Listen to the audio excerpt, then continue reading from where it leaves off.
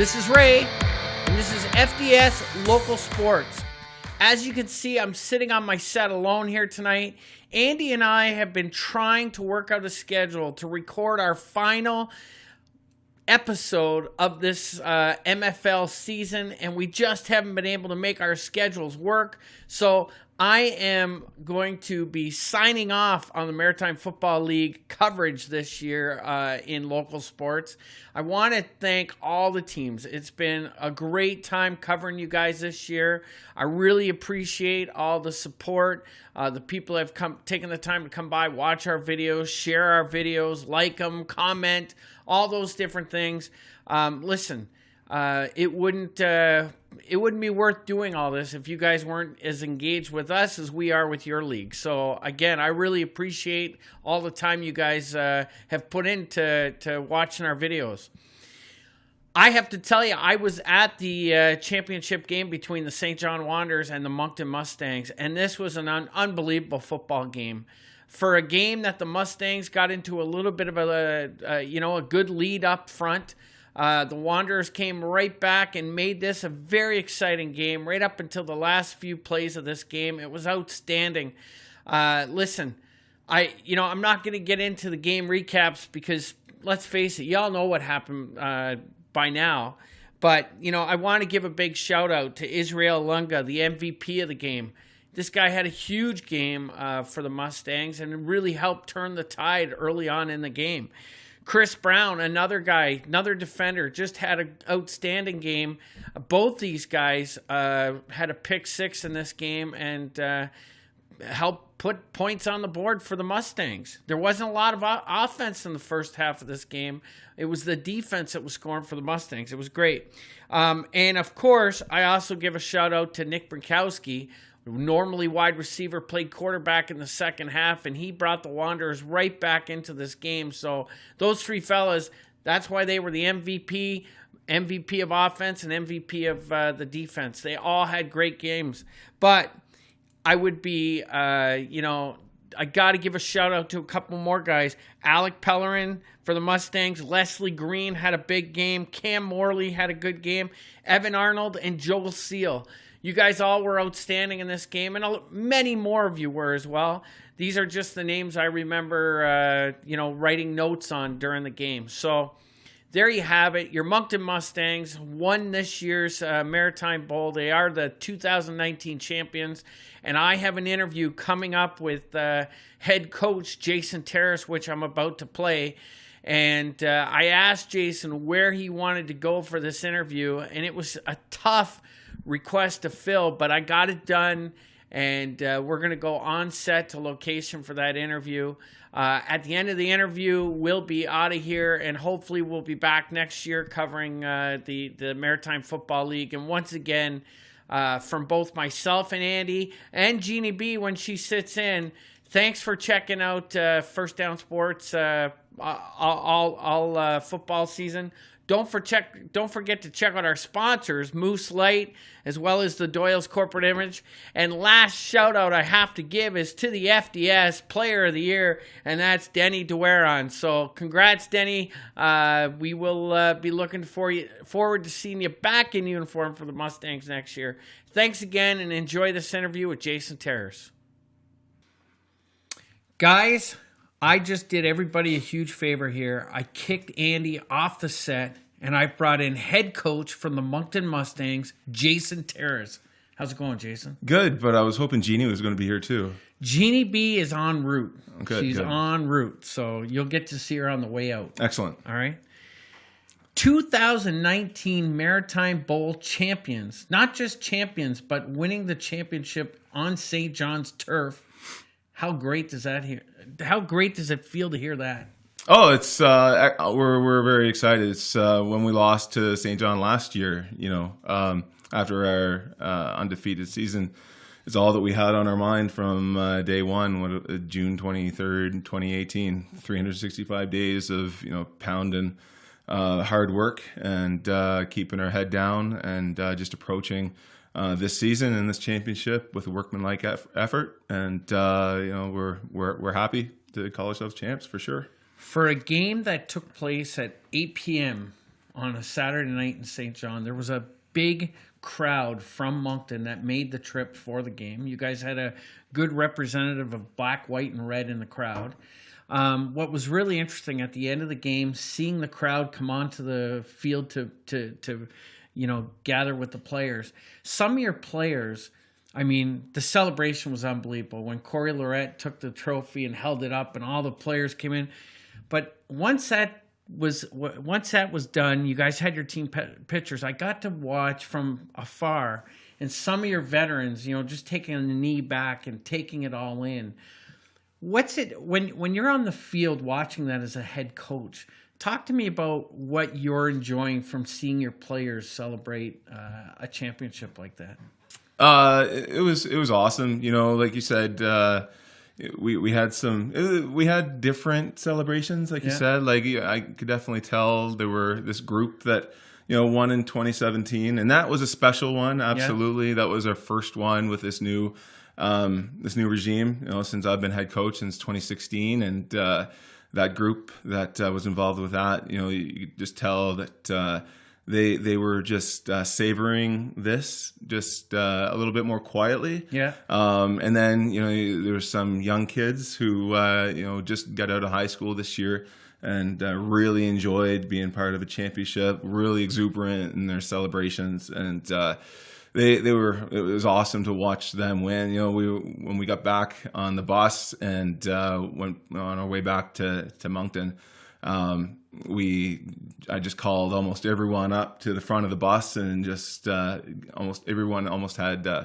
an opportunity to give a little speech to the rest of the team. And a lot of these guys, I was surprised to hear that a lot of them have never won a championship before. Wow! So this is their first championship, and they were extremely excited. And I'm just really blessed to be able to say that I was part of their first championship. It was awesome. That's great, because there was a lot of Moncton High kids, a lot of Moncton High representatives on that team. I saw the Moncton High picture. Let's face it; those guys have had a tough 4 years going against Tantramar. So for them to have this championship, like you said, with the Mustangs, that's a huge victory for them. Yeah, absolutely. I'm a Riverview guy, so we've had our tough times against Tantramar too. But Tantramar's quite a program. But we're Scott O'Neill down there runs a fantastic program, and we just try to glean a little bit from what they do. It's a different dynamic, obviously, between high school and senior, but we're excited to win this one for sure. Awesome. Before I talk about the league a little bit, I just want to bring out a couple players, because this was a very defensive battle, this championship game. Two guys that stood out to me. I mean, they stood out to everybody, but Israel Lunga and Chris Brown, number 87. These two guys were the cornerstone of your defense that night. Mm-hmm. Talk about how big of a game these two guys had on that field. Well, you step back from watching, even watching the film. It blows your mind to see what these guys have done. But then you step back and look at the statistics on paper, and you're blown away. We had 8 turnovers. Israel had 3 interceptions and a forced and a fumble return. And Chris had 3 interceptions himself, and then we had another interception, and they both had ones for a touchdown. Yeah. So, one goal. We always try to set goals before each game, and one goal we had this game was to score a defensive touchdown. So we doubled that, which was awesome. Awesome. And Israel's been to me, he's the MFL's defensive player of the year, absolutely. So. He's been a cornerstone, a backbone of our defense all year, and I think there was one game where he had 4 interceptions. Yeah. The kid's he's so dynamic.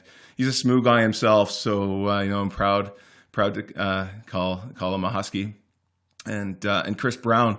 With him, it's a funny story. He didn't even start out the season on our defense. He was a receiver. He's been a receiver for us for a long time. Yeah. And we needed just to bring him over and solidify our defense just a little bit more. There's a lot of passing threats in this league. There's some fantastic receivers in our league. And so we needed to shore that up just one more step. And he stepped it up. He had his best game of the year for us this week. So those guys. If we didn't have those guys, I know that we have other guys that could step in, but man, those guys were key for us. They on were Saturday. great. Plus the leaders on your defense. Again, I mentioned Corey Lorette, Bobby McIntyre. You guys have some great leadership on your defense as well, and that's really got to help those young guys out. Yeah, well, I mean, Corey's a leader on our offensive line. Right, offense. Sorry. Yeah. I'm thinking, is it Gabriel St. Germain? St. Germain. Unfortunately, he wasn't able to be there either. Okay. But Ben Dunstan is a huge leader on our defensive line at nose guard. Blake Alain, Cam Bell. Yes, Cam Bell has led our team in tackles all year. Every game, he's had 9 to 10 or 11, 12 tackles. So I can show you the stat sheets. That. He's just led our defense. With him and Israel have been, the biggest leaders for sure. Jerome Shimpangula, for the guys who were watching the broadcast on Rogers, couldn't get his name right, number 7. But he's a young stud, just coming out of Moncton High himself, Holland Hurricane. And I'm sure they're going to be happy to get him back. But, man, he's a stud too. Wow. Well, it was, it was an unbelievable football game. I was going to ask you this, too, because there were 7 interceptions in this game. You guys had a 24-7 lead heading into halftime. Coming out at halftime, St. John made that big change where they put Nick Brinkowski in at quarterback and took out Galbraith. How did your strategy – did you guys make a strategy change heading into the second quarter? Were you playing more of a prevent type defense heading into the second quarter? The second half, we were up. Yeah, we were up 24-7, I believe. Yeah, 24 second at halftime. Yeah, and so we didn't want to change up too much. We wanted to play safe. We wanted to make sure that we weren't going to cheat. We weren't going to give them an opportunity for a big play. Yeah. We were going to play sound coverage and drop into our zones with fundamental, fundamental sound football. And so we did that. We were afraid that if we cheated too much, they'd be able to score a quick touchdown. Yeah. And so we tried to give them the underneath and give them the underneath and give them the underneath, and and it still worked. We had a few more interceptions in the second half. It wasn't until about 5 minutes left in the fourth quarter that they scored their second last touchdown, and then they scored their last touchdown on a call, probably a missed call, for a long touchdown. They got them to score quickly and tie it or get it within one touchdown, right? Yeah. So it was, but we just wanted to play sound, safe, and if they were going to score, let them use up a lot of clock to make that happen. Yeah. Well, it was a fantastic game. Let's talk about the league a little bit this year. If there's one thing I can say about the Mustangs, I mean, this is senior men's football, but you guys run your team like a semi-pro team. Like, whether it's tickets at the door, clothing sale, recruiting, you guys, this is a 365 job for you guys. And I don't think other teams realize what the Mustangs put into it. Even on Sunday, when we do our local sports, we're always asking for the teams to provide us stats and information. I mean, you send out a press release every Sunday that is just as detailed as a pro release would be. Talk about your team, who helps you with all this stuff, and the time and energy that you guys put into being a Mustang. Well, like you said, it is we approached this season and last season and as a full year annual program. We as soon as the season ended last year, we started to look at our coaching staff, and we made a few changes. Brought Francis Best in to run the offense again. And so we get the rest. I was talking to Mark Haggett just before I came in from Dal. Yeah. He just sent me a message to say congratulations, but the work begins again, right? And I had a nice afternoon nap after a long celebration Saturday night yesterday. Good. But we started today looking at 2020. So we hate to lose. We love to win. And I've breathed and slept football for since 1993 now. So wow. It's been a long time, and there's nothing else I love doing more. So it's hard work, but it's pleasure, and so we're having a good time at it. But Josh Dickinson, our president, is doing a fantastic job in putting the program together off the field. Yeah. Josh is doing a fantastic. He's recruiting, just continues to recruit more volunteers to help.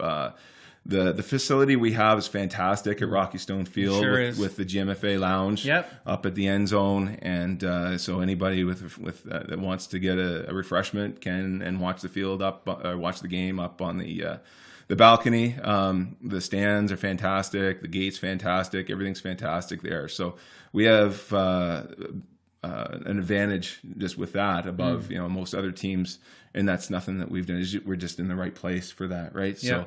So Josh works tirelessly, through the off season too, putting together the budget, managing the direction, and the business and the sponsors and everything. And then when game day arrives, he's even the night before, Friday nights, he's getting everything prepared. And then 8:00 hits on game day morning, and he's at the field and putting together the whole thing. So. But we enjoy it, right? Yeah. Football has given us so much, and we just love giving back, and we love seeing our players benefit from the program. We love seeing the rest of the league benefit from, our program when they arrive. Yeah. We've had a lot of good feedback, and we love, seeing the minor football and high school football teams benefit from.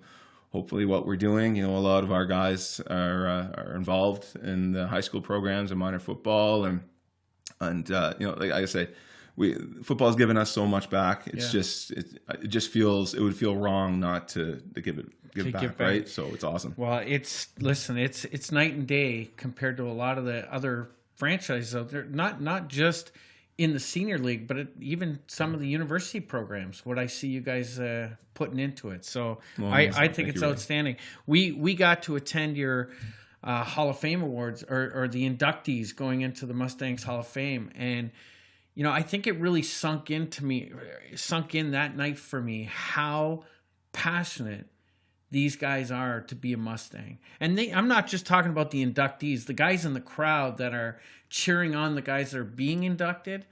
The passion in that room was unbelievable. It helped explain senior football to me a little bit better being there at the Hall of Fame that night. Yeah, no, the Hall of Fame is a key event for us too.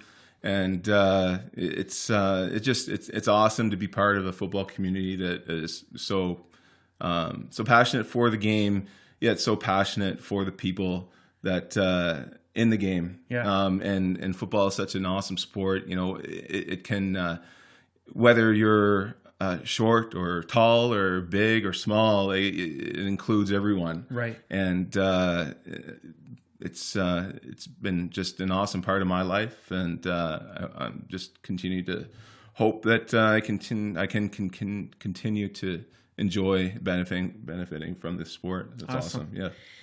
FDS got you.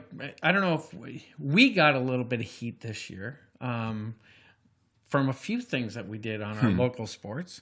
One of the things we did is we let the cat out of the bag that a kid named Taylor Burns was going to be playing for you guys, and that got us into a little bit of hot water. What kind of did that create any waves for the Mustang, that announcement when we made it? No, I mean, not really. There's rules, and Taylor came. So what happened was Taylor came to play and played the last game of the season. He graduated from high school in the States on June 1st, and so was able to join us on June 8th for the last week of the regular season. He was injured.